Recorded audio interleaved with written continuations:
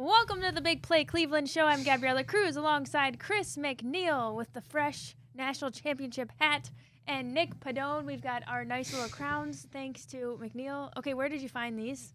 Well, those came from Burger King down the road. I stopped there to go to the bathroom, and it was connected to Burger King, and I saw all those sitting out there, and I thought, we got to get some of that for the show today. Perfect for the show. I know props. our buddy Ohio State has his thing going on. He stole Dave Portnoy's crown. Hey, now we have our own crowns in here because Ohio State, the national champs. This is our first ever show as champions. Yeah. I thought that, obviously the show didn't exist in 2014 when the Buckeyes won the national championship last time. Didn't exist in 2016 when the Cavs won the championship. Chris, our first show as champs, my friend. We have crowns. So 4 times in my life, we've been there as champions. So 3 of them for the Buckeyes, 1 for the Cavs, famously in 2016.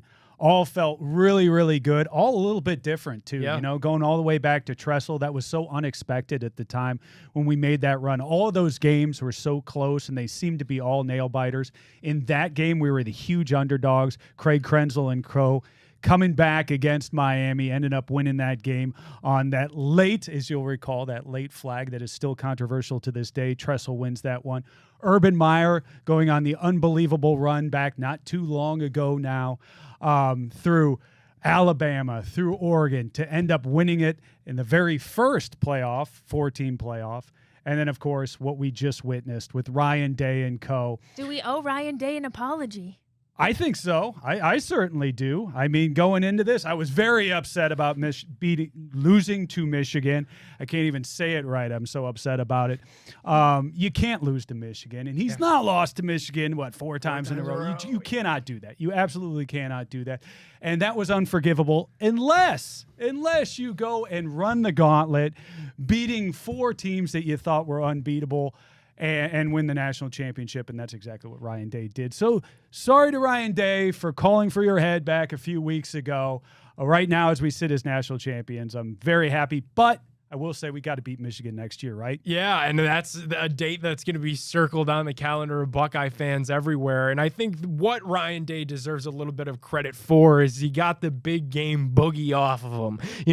The fashion that Ohio State won this national championship, this wasn't that they were beating up, and no offense to these schools, Boise State, Arizona State, the teams that probably didn't belong in this college football playoff new 12-team format. I mean, they were beating the who's who of college football throughout the entire playoff. It's a much-deserved national championship, and it was awesome to see that the Buckeyes finally got it done. It's Chris. amazing taking us back, the very first round of this playoff against Tennessee. Tennessee was talking about coming into the shoe, invading the shoe, that they were going to take over our stadium. And then you come to where we were at this weekend. We're on Sunday. Everybody's coming together for the Ohio State celebration. You got 40,000 people there into the shoe. You got Ryan Day speaking. You've got all the government dignitaries all crowning us as champions. It's just been an unbelievable ride. I know it's too long for a lot of people. It was a long playoff, but ultimately, what fun, huh? What fun those last 4 weeks were, watching this team really come together, really galvanize. And now, I'll tell you what, the offseason never stops, or the regular season never stops now in college football, because you go immediately, Jim Knowles now gone. You're the talking enemy. about Jeremiah Smith. Is he going to leave? Nope, he's going to stay, and there's going to be that question mark around a lot of players. So there's a lot for Ohio State and a lot for Ryan Day on their plate now immediately. We're only looking at a month until spring football right now, as we said. It's pretty incredible, the landscape of college football, but that's why Ryan Day gets paid the big bucks, and now he's going to have to navigate this new landscape. And it's nice to start off with a big championship trophy, bringing recruits in for a championship celebration. Speaking of championship trophy, I like that you updated your meme to Michigan. If you guys aren't, I don't know if you can see it from here. I forgot to send this to Ryan, but McNeil has this on X. You can go check it out. But I was so ready for this meme to come out because it's, Michigan, we beat you, and then just a big thumbs up, and then us, winning the trophy in the very end. He updated this meme. They won't stop chirping. They won't? Michigan fans will not stop chirping. I have to thank you, though, because deserved. listen, they won. I have to thank you for initiating me officially into my boyfriend's family. Because I was like McNeil. So my boyfriend's from Michigan. His brothers played football and baseball at Michigan. obviously you can imagine the parents are diehard Michigan fans. Well, I was like, McNeil's going to put out this meme, and I'm going to boldly send it in the group chat with his family and just start some shit. And I sure did, and everyone started going, he's quoting Woody Hayes back and blah, blah, blah. But it got such a great, like, whirlwind going in the group chat, and everyone was giving each other, like, virtual roasts and stuff. It was perfect. So thank you for That's the way to ingratiate yourself to the family meme. right there. Yeah.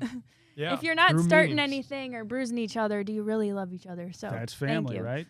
All right, guys, so 34-23. Was there any point in the game that you were a little worried, like the second half? The whole game. I mean, the first drive, I was like, were you concerned? The first drive, I thought it was Michigan all over again. I was like, they're going to out-physical us. They're going to play that trestle ball, keep away.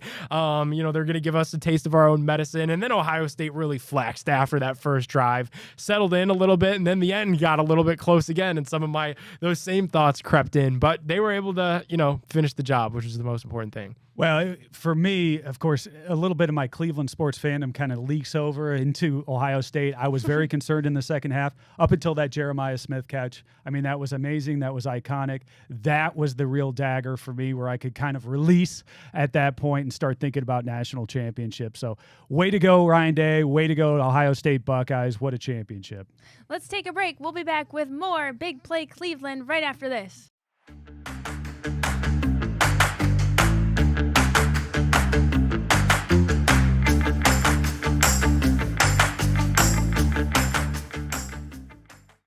Welcome back to the Big Play Cleveland Show. We have got our Cleveland sports headlines brought to you by Fairway Ford. Chris? Fairway Ford is the biggest Ford truck dealership in Ohio. They have the largest selection of Ford F-150s and Super Duty trucks, and they won't be beat on price by any other Ford dealers. Don't let a short drive to Canfield prevent you from saving thousands, literally thousands, on your new truck. Fairway Ford, the largest inventory of new Ford trucks, the lowest pricing, and the same hometown level of service. Visit fairwayfordohio.com. All right, other headlines, gang. Jim Knowles to Penn State. How surprised were you to hear this? I was very surprised. You heard a lot of kind of rumblings about him maybe going to other places for a head coaching position, then maybe a coordinator position, then ultimately to end up in the Big Ten with a rival in Penn State. I think that was very surprising for me. Signs for $3 million a year for 3 years. It's a $9 million deal. It sounds like, there were some rumblings behind the scenes there at Ohio State that maybe he wasn't getting along with Larry Johnson. Maybe there was some philosophical differences there. So he wasn't quite 100%. Ohio State kind of came to the table a little bit to negotiate with him, but ultimately, if he wants to leave, how much do you really want to match at that point? There are some internal candidates. I expect him to go internally for this, but it's amazing. You can't even enjoy a national championship this very same day that you have the huge party, the huge celebration. He's not there. Everybody's asking why he's not there, and then come to find out just about an hour afterwards exactly what went down. It is a little bizarre to not have your, national championship winning defensive coordinator, and the defense meant so much to this national championship that he's missing. And then just hours later, you find out the official word that, he's gone and he's going to Penn State. Obviously was a surprise. I know for sure, the Buckeyes are going to have November 1st circled on their calendars when Penn State comes around, because that's going to be a big game with Drew Aller, as going back to Penn State, and he's going to be trying to cement his draft stock all next year. And now you factor in Jim Knowles as the Penn State defensive coordinator. Penn State's going to be improved, and that's going to be another Big Ten opponent that bears mentioning when you look at big games for the Buckeyes come 2025, 2026. They got a couple of good coordinators there at Penn State, but they still have James Franklin. And so I still like our chances every year against James Franklin. Good luck, though, to Jim Knowles. Thanks for everything you did with the Buckeyes. And enjoy the cool $3.1 million, by the way. That's a hefty chunk of change to leave for. So huge thanks to Jim Knowles. Hey, it's Franklin. Tell me you're too young for that show. Oh, no. I had a Franklin thing that you get like in a cereal box, like a prize. I had a yes. cereal There bowl it and a is. matching spoon of Franklin when I was like really little. Do you know I what was Franklin little. is, Chris? I have no idea Oh what my you're God. talking about. Can right I The just tell you green something really frog? quickly funny? So Franklin was, it was up there with Arthur and some of the other hot okay. bangers around that time, cartoons. And my mom got me a lunchbox in the 5th grade that was Franklin. But like 5th grade's a little on the cusp. Like you're a little too old for that to be cool, but you're not like so old that you can use it ironically, like, oh, you know, this is funny. So I got made fun of at school, and I had but like my mom wasn't gonna get me a new lunchbox, so I had to like flip it around so that Franklin wouldn't show on my way to the lunchroom. Anyway, That era of TV is goated. Like so in goated. my power rankings, I probably do have Arthur over Franklin. Yeah. But yeah. How about Little Bear? Little Bear? So like that was I might be like a little bit too.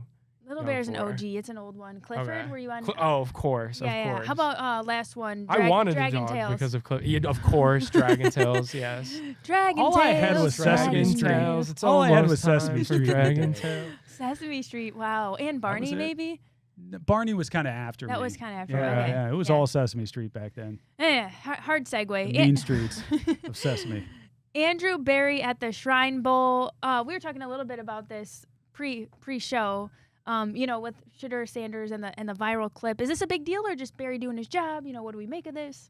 It's just him doing his job, right? I mean, he's evaluating talent. He should be out there. He should be seeing what players are out there. I know, you know, Shedeur Sanders is something that everybody's looking at right now, but ultimately they've got to go to these bowl games. They got to be scouting, and I'd be asking questions if they aren't making a presence there. And right? we've had it in years past where Where they they don't, you know, go scout. And they meet the first round pick the day after the draft when the kid's plane arrives in Cleveland. So I much prefer. Let's not go back to those days. I much prefer it this way. You know, that the front office is doing their due diligence, and I do think it bears mentioning that Shedeur Sanders was the big name that was there. Obviously, that's the one known meeting to date at the time that we're recording this that the Browns have met formally with Shedeur Sanders at the Shrine Bowl.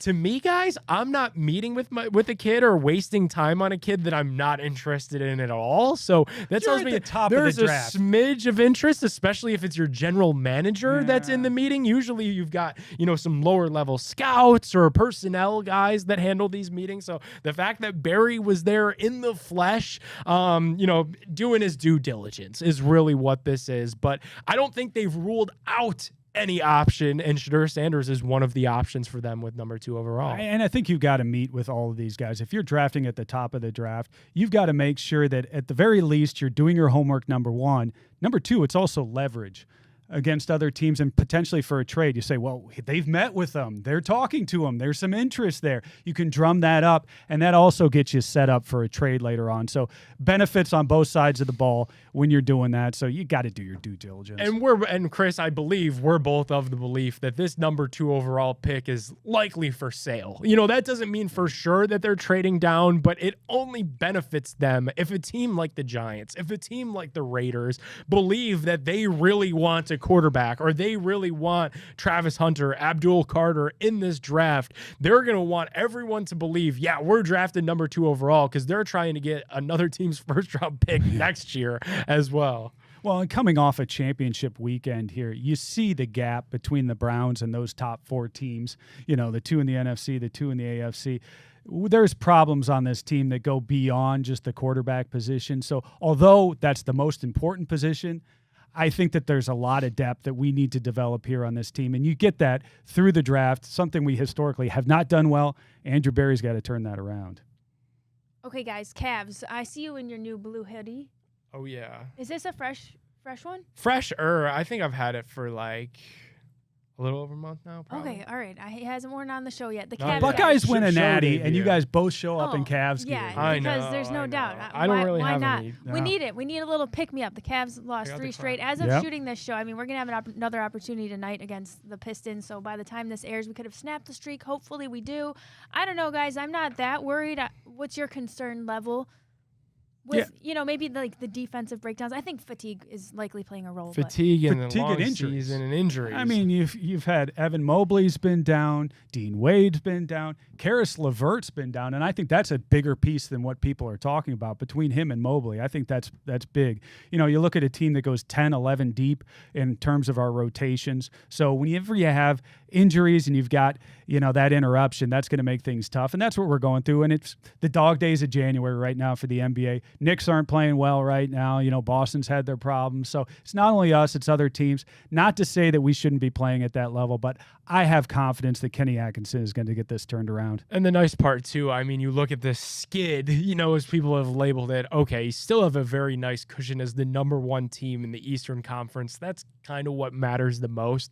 Breaking the Warriors' record was something that was probably never going to happen. So just keep improving on your own brand of basketball, and I think that will happen when Mobley gets back to, true basketball form, as well as get Karis LeVert and some of these other guys healthy. I can't get too excited about games you're losing when Tristan Thompson is playing meaningful minutes. I just can't get that excited about it. That guy is a guy you want hopefully just playing at the end of games, at the end of blowouts, not in the first quarter of ball games. Kenny Atkinson coaching the All-Star game and Donovan Mitchell named a starter. I think we're going to find out more on Thursday who makes it, but hey, that's exciting for us and Kenny. We'll be back with more Big Play Cleveland right after this.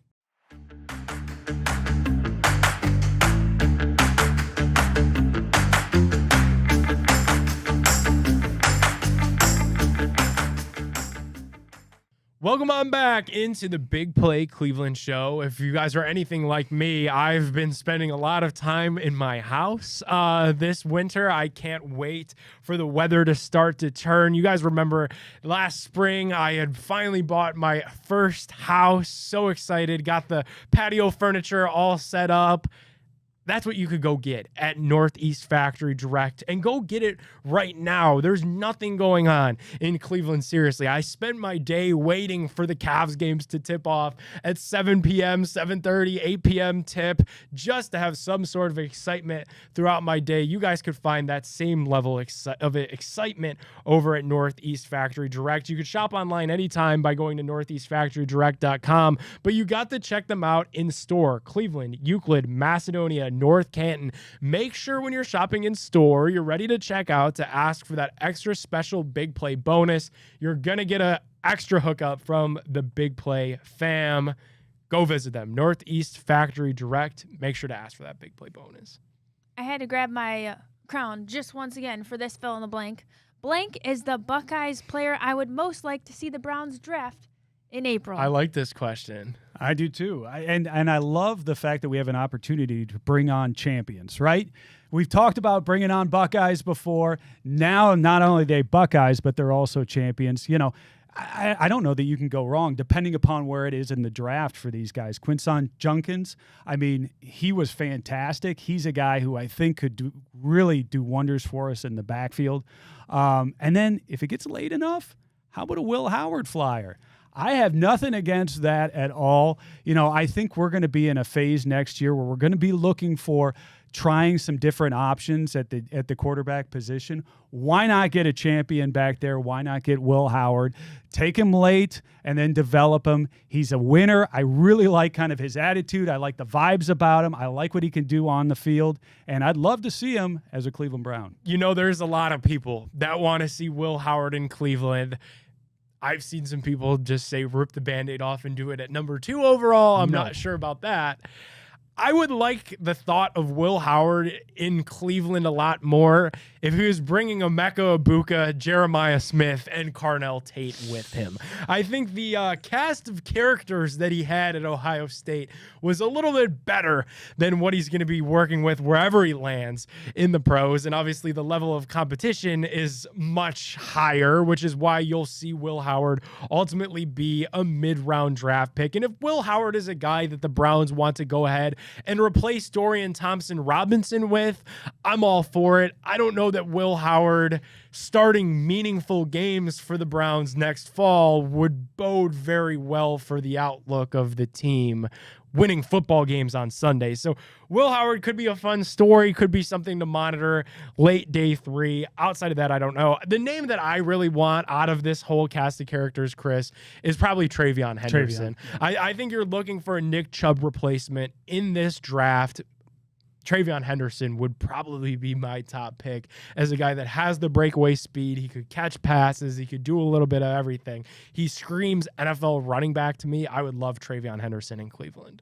I'll tell you, did you see yesterday Jack Sawyer when he was at the celebration and he teased the crowd there saying, you know, I think I'm coming back for my 5th year, and everybody went nuts. And then he's like, no, I'm really not. I love the energy of a Jack Sawyer. I love what he did. Obviously, he had an iconic moment with the scoop and score there against Texas. I'd love to have a guy like that too. So, hell, give me all the Buckeyes. I love having winners on this team. And right now, the vibes around the Buckeyes are great. And I'd love to just bring a little bit of that into our locker room. The thing with it, I think all these dudes are going to be drafted so high that if you're the Browns, if you want Travion Henderson, if you want Quinshon Judkins, if you want Jack Sawyer, you might have to spend number 33 overall, the first pick in the 2nd round, which the Browns have. That's practically a first-round pick on any one of these guys because they're not going to fall much further than that. Yeah. It's crazy to think of how we'll be talking about these guys and the moments they brought us from this season for so many years to come, and just seeing where everybody ends up. Let's switch gears here a little bit. Stefanski officially taking back play calling is. He's taken the future into his own hands. Yep. And that's what we expected him to do. You know, he's a play caller by trade. Gave it up last year. Obviously didn't work out very well. This year, it seems like we say this every year, but this year is the year for Kevin Stefanski. He's got to make something happen. Otherwise, he's going to be out of here. And I think he realizes that, and that's why he's taking back the play calling. He's going to do what his strength is, which is go out there and call the plays. And whether it works or whether it doesn't, it's going to be on his own accord. Yeah, you know, and this was the smart thing for Kevin to do just because he is a good play caller, you know, and he's maybe that's the strength of Kevin Stefanski is calling the plays where some of these guys you see can be good CEOs of a team. To me, when Kevin gave up the play calling to Ken Dorsey, he looked kind of bored. You know, he looked like he didn't really have a whole lot going on. So I think Kevin taking over the play calling is going to be a net positive for him personally and professionally, as well as for the team. I think they're going to have better results taking with Kevin calling the plays, calling his true offense. We saw it with the offensive line coach hire. Now we've seen it with Tommy Rees being elevated to offensive coordinator. They're going back to Flacco ball. They're going back to the run first, play action style of offense that worked for the Browns in Cleveland. So hopefully they could find a quarterback to run that show. That's the question. That's the biggest question right now. Is it Kirk Cousins? Is it Aaron Rodgers? Is it one of these rookies? That's all to be seen. But I like the mechanics of the direction that they're heading in. How about that? Boom. All right, if we were going to give out a grade for the Guardians, the moves that they've made over their offseason, it is an incomplete. Yeah. Once again, I mean, every offseason we come in here and we say, how is this team going to be able to hit? You know, we think the rotation's going to be pretty darn good, but I don't know if they're going to be able to hit the ball at all with what we've got in this lineup. And you kind of sit there today thinking the same thing. I don't know. I'm not as confident about this starting rotation either. I like the bullpen. I'm not as confident as I have been in past years about the starting rotation. So there's questions for me all over this ball club, but they seem to figure it out every year. You know, they do. They're a little bit the opposite of the Cleveland Browns, where the Browns on paper look really good and then go out and just crap the bed. You've got the opposite with the Guardians. They on paper aren't going to scare anybody. They go out every year and they're able to be the cream of the crop when it comes to the AL. So I'm going to leave it up to them once again to pull some of that magic. Come on, Chris. You mean to tell me you weren't getting amped about the big offseason acquisition of Paul Sewell coming to Cleveland, baby? Paul Sewell, great seats still available. You could call up for your season tickets anytime. CleGuardians.com. But here's the thing with the Guards, right? I feel like they are going to have a little bit of a natural regression. Can we call it that? Last season, they had so many young players hit their stride at the perfect time that it was a dream season. You had so many fun moments with Lane Thomas and John Kenzie Noel doing improbable things in improbable moments to make last season what it was, and that was so fun. So it wouldn't surprise me if they took a small step back, but the organization is stable. You know, we know that these guys in the front office know what they're doing. We know Stephen Vogt is a good manager, reigning manager of the year. If anybody could kind of put together a random cast of characters, it's going to be him. And it's more of the youth movement. You know, I'm excited to see Juan Brito at second base and Kyle Manzardo get a little bit more run at first base. So I'm a fan of what they did this offseason. While the grade really is incomplete, they get a C. And you know what? C's get degrees. They're going to make the playoffs. How far they get in the playoffs, I'm not sure. They're probably playing for second behind the Yankees, the Dodgers. You know, that's the creme de la creme is still going to come out of this thing on top. But get a C and keep on moving on. I like your optimism. If you think us doing nothing in the offseason will still result in the playoffs next year, I hope you're right. I hope you're right. But right now, I'm pretty pessimistic on that view. Chris, in my academic career, I spent a lot of time doing a lot of nothing, and I've at least made it this far. And you made it all the way to here. So I'm going to keep on. Do you think that we'll win the AL Central? I don't know. It's gonna be a lot harder. I think Detroit is seriously here. I think we saw that. You know, it took us 5 games to get past them. And KC, all these teams are finding ways to get younger, to get better. I think that's also what we're doing. You know, we're developing our own young players, which is obviously a cornerstone thing of what makes the Guard so good. But winning the AL Central is going to be a little bit more of a challenge than it is, I think, at least right now. Pitchers and catchers report. 2 weeks. 2 weeks. I can't believe it's already here. Yeah. Okay, let's take a break. We'll be back with more Big Play Cleveland right after this.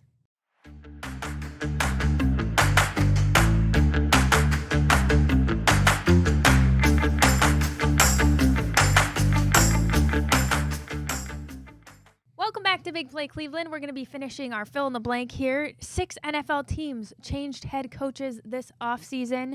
Brian Schottenheimer, Marty's son, to the Cowboys. There's plenty we can go through the list here. But how about blank is the team that nailed their coaching hire? I like the Bears. I like what they did with Ben Johnson, bringing him in over from Detroit. He's one of the young offensive minds in the league right now. He's a young guy. I believe he's only 38. He's a guy who can grow with a guy like Caleb Williams there with the Bears. And finally, they've got a guy who's, I think, young, who they can kind of build with. You know, Chicago is one of those teams, a Great Lakes team, kind of like the Bills, where I've always had kind of an affinity for them. My mom's side of the family is from the Chicago area, so I'd like to see them be good, and I think this is the right step in the right direction.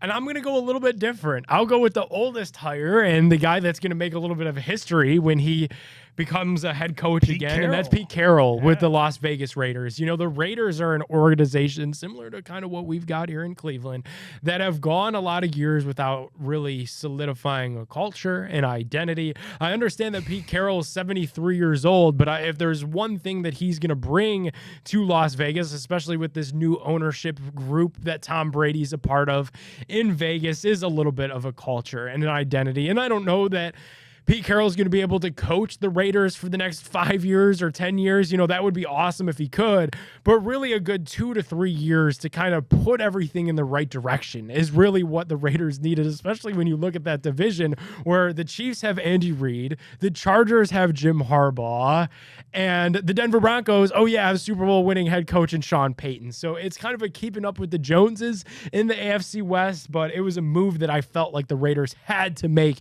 instead of going the young hotshot coordinator that's going to get fired in a couple years, somebody to really lay the groundwork and some foundation for their culture moving forward. How about the juxtaposition here? You take it back about 20 years. You have Pete Carroll, USC at that time. You figure, hey, he has got just kind of that college mentality, kind of a fun guy. He will always be in college. On the other side, you had Bill Belichick. Bill Belichick having so much success with the Patriots, saying he's all business. This is a guy that wouldn't work in college. Now both of those guys are flipped. You see Pete Carroll back in the pros. You see Bill Belichick now at college at UNC. So it's a wild juxtaposition. 2025 is kind of weird when it comes to coaches. It'll be interesting to see how both of those play out.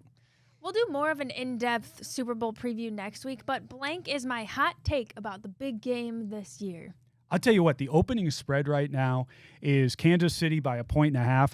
This morning, I opened up my sports book. I put money on the Eagles, straight on the money line. I like the Eagles to win. I think the Eagles looked really good in that championship game, scoring 55 points. I think it's going to be very tough to stop Saquon Barkley and crew there. So I like the Eagles. That's my early pick. And while everybody else is on Philly and on Saquon, stopping him is definitely going to be a tall task for the Chiefs. It's crazy to say that this is my hot take about the Super Bowl. Patrick Mahomes is going to be the best player on the field in the Super Bowl, and everybody's giving their flowers to Jalen Hurts and Saquon Barkley and the tush push, which is this unstoppable play. But Patrick Mahomes is still Patrick Mahomes. He showed that in the AFC Championship game all throughout. I know there were a couple close calls that people wanted to Monday morning quarterback on Monday, but Patrick Mahomes is still that guy. He's still better than Josh Allen. He's still better than Jalen Hurts. He was better than Jalen Hurts when they played the first time around. That's going to be true here. I probably got the Chiefs. Outside of that failed spike, he did everything right. Do you think America right now is rooting for the dynasty with Kansas City, or do they want Philly? I think they're sick of the Chiefs. It's probably, I think like anything in this country, if you ask people who they wanted to win the Super Bowl, probably pretty split. yeah, I think so. It's tough because it's Philly, right? Yeah. You got kind of that Rocky feel, though, with Philly. You know, they're going up against the potential dynasty, or maybe they already are a dynasty, depending upon who you talk to. Certainly going for 3 Super Bowls in a row in Kansas City. Philly fan, though, a lot of takes on Philly fan. They haven't exactly been the best behaved here lately. Spoiled. And they're also spoiled. So there's going to be that split, but ultimately I think Philly on paper looks better to me than Kansas City. I know Mahomes, but I'm just telling you, I like Philly right now. They won it in 2018. We just did the Kelsey Bowl. Like this matchup, I wish it would have been the inverse. I wish it would have been Bills Commanders, but it'll be fun. And it'll be fun to break it down in more detail next week. We'll take a break. We'll be back with more Big Play Cleveland right after this.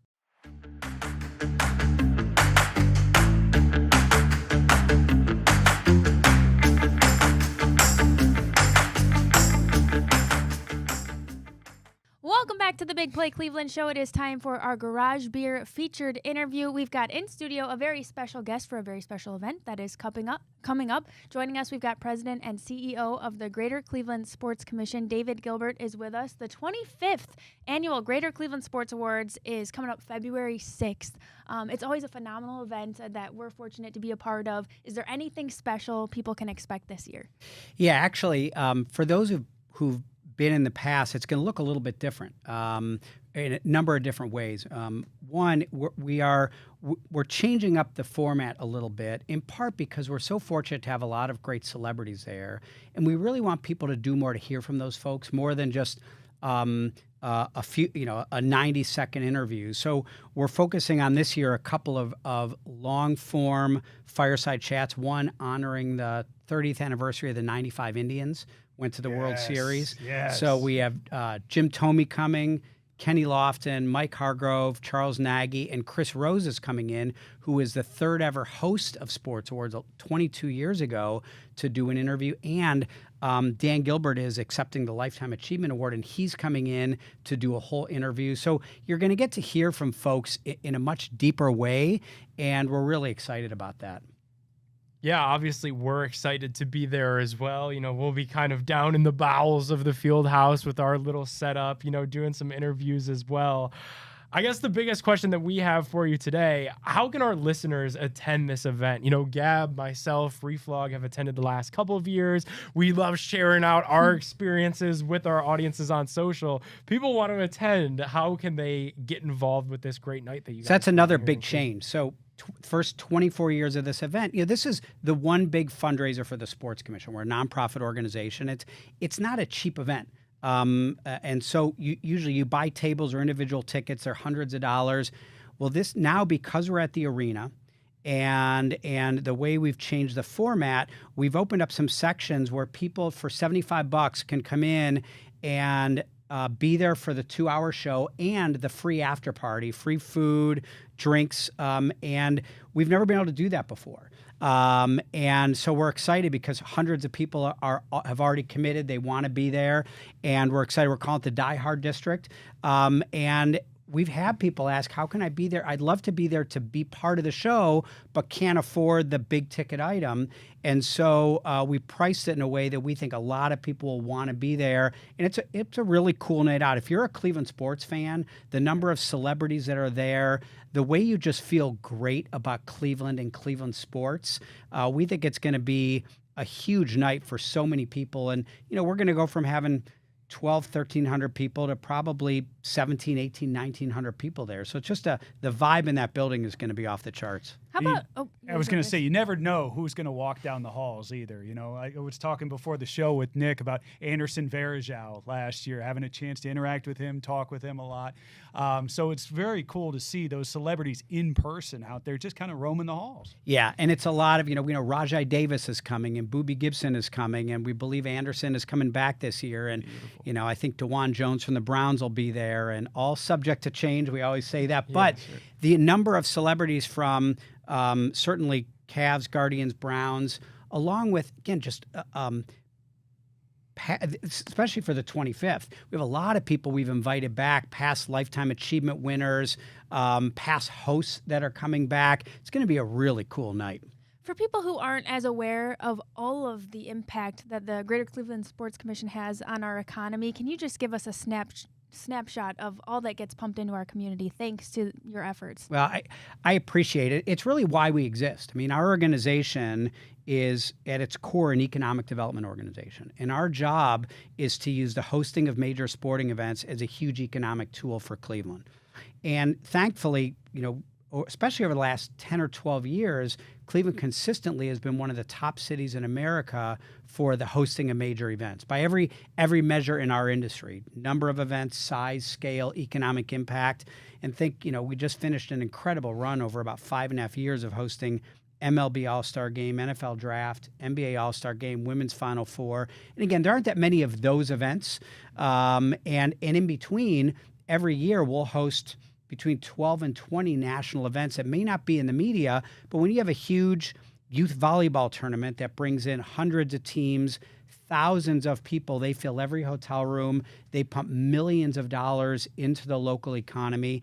And so the events that we have been responsible for attracting and hosting, we don't take credit for stuff we don't do that might just happen to be in Cleveland, or terrific events that are here, just events from us in our 25 years.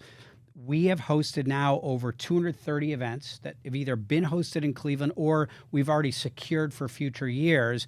And we're actually going to have a really cool announcement the night of Sports Hours that we just hit an incredible benchmark. We've always said close to $1 billion, so I can't say exactly what that announcement is, but just in the past month, we've hit an incredible benchmark of dollars spent in Cleveland that would not have been spent here had our organization not existed. Super cool. We've been talking a lot about the Golden Ticket, plugging it on the show. If you want to let people know what the Golden Ticket is all about. Yeah, so again, this is our fundraiser, and one of the things that we have such a great relationship with the Browns, the Guardians, the Cavs. They're such great partners. We work with them hand in glove to bring major events to town in their facilities. And one of the things that we do is we call a Golden Ticket for $100, max of 700 tickets sold, and we will pull a few days after the event, one ticket, and the winner gets a good pair of season tickets the following year for all three teams. And right now we've sold about 500 tickets. There's a couple hundred more we expect to sell out, but it's not sold out yet, and we're pretty excited. So it's a great way you don't have to be there. We show the drawing live so people know who gets chosen. There's no, it's not some secret, but it's a pretty cool Frozen thing to be a part envelope in of. the back. Exactly. Man, that is so awesome. And it is really cool to talk about just the amount of events that Cleveland has had and hosted in my young adult life, from the MLB All-Star Game through the draft, and 4 straight trips to the NBA Finals was really fun as well. So we appreciate everything that you guys do for the community, because it makes our job a hell of a lot easier, too, to sit up here and to talk about all of these great events that continually come to Cleveland. Well, appreciate it. We love it. And I'll say even Sports Awards has really become probably the largest of its kind in the country, of a major city-based sports recognition event. Almost a Cleveland version of the ESPYs, if you will. And it's cool that it just shows what an incredible impact sports has and what sports means, probably in an outsized way, to Cleveland and Clevelanders, and it's cool to celebrate all that in one night. Absolutely. And what's interesting to me too is the '95 Cleveland Indians. You're bringing them back and to celebrate that night. Talk about how you guys decided to do that. Why the Cleveland Indians? Why that '95 team? For people of my age, that team was it, right? That was the first time that the Cleveland Indians in my lifetime were really good, and we were really, really good. So that team really rubs me in the right way. I'm with you. I mean, in my lifetime, that was probably the most special time of Cleveland sports. And there are other unbelievable, obviously, the championship, and you can go on to a lot of things. But we while we didn't win a championship, we were in the World Series first time in 40 years, and that stretch of 4 or 5 years, starting really with '95, and the fact that you had someone who ultimately was an all-star at every position. And you talk about those names of Tomey, certainly a Hall of Famer. Lofton, who has comparable numbers that probably Should be a Hall of Famer. And you could go down that lineup. Andy Ramirez. Totally. It's Omar Vizquel. Yes. And Nagy was the pitching glue for half a decade or more. And I think you're right, of a certain age, that team was sort of the epitome of Cleveland sports. And just, even I think people, if you're a Cleveland sports fan, of that team. Even if you didn't live through it, of it. It's sort of lore. And to see those people come back, it's going to be really cool just to hear them reminisce about that time in Cleveland sports. Yeah.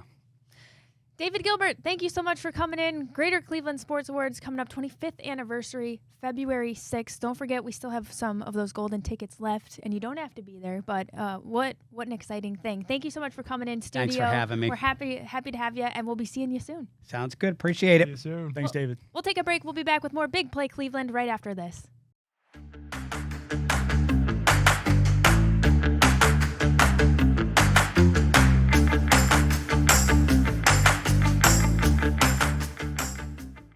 Welcome back to Big Play Cleveland. We were just here chatting with David Gilbert in studio. We've got the Greater Cleveland Sports Awards coming up February 6th. It's their 25th anniversary of the event. Big so one. really cool what they've been able to do for the city and all the economic impact that they've had. This event is just a little capitalization on that. Don't forget about the Cleveland Sports Golden Ticket. One lucky fan will win a pair of season tickets to the Browns, Cavs, and Guardians for the 2025-2026 seasons.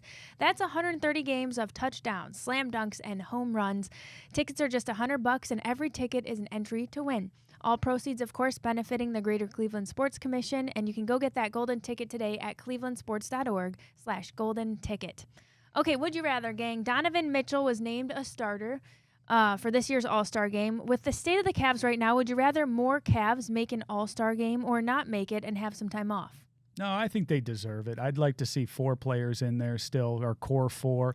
You've already got Donovan in there. I'd like to see the other 3. I think they deserve it for what we've seen so far this season and really what I expect out of them the second half of the season. They're young, they're up and coming. The Cavs are what the future is right now in the NBA, so I think we deserve 4. Yeah, and they deserve that recognition is really what the NBA All-Star Game is. I don't think these guys are competing too hard in the All-Star Game or any of the events, so I would still like to see all 4, even though that rest will be much needed for our Cavs. What do you think about that mini tournament style?